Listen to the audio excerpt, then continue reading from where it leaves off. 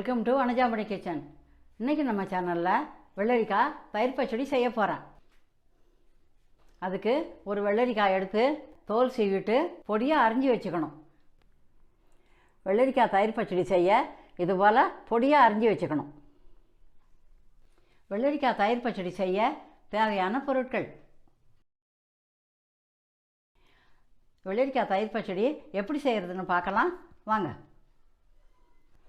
இப்போ பொடியாக நறுக்கி வச்ச வெள்ளரிக்காயை ஒரு பவுலில் மாற்றிக்கலாம்.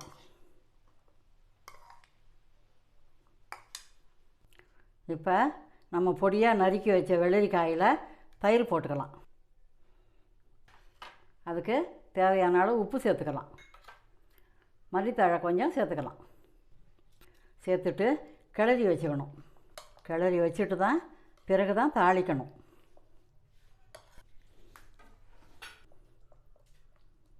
இப்போ கலந்து வச்சாச்சு. இதுக்கு தாளிக்கலாம். ஸ்டவ் ஏற்றிட்டேன்.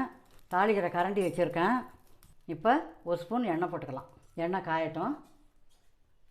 கடுகு போட்டுக்கிட்டேன். இப்போ அடுப்பை சின்னதாக்கிக்கலாம். கடுகு பொரியுது. பச்சை மிளகாய் போட்டுக்கலாம். பச்சை மிளகாய் போட்டு அடுப்பை நிறுத்திக்கலாம். பச்சை மிளகாய் வதங்கந்து போதும். இப்போ நம்ம தயிர் பச்சடியில் கொட்டிக்கலாம். தயிர் பச்சடியில் போட்டாச்சு.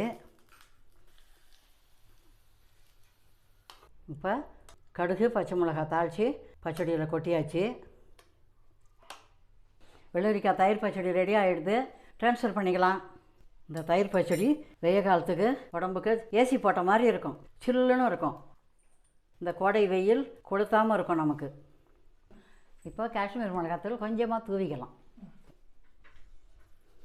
இந்த வீடியோ உங்களுக்கு பிடிச்சிருந்தா லைக் பண்ணுங்கள், கமெண்ட் பண்ணுங்கள், உங்கள் ஃப்ரெண்ட்ஸுக்கெல்லாம் ஷேர் பண்ணுங்கள். வெள்ளரிக்காய் தயிர் பச்சடி செய்து சந்தோஷமாக சாப்பிடுங்க. தேங்க்யூ.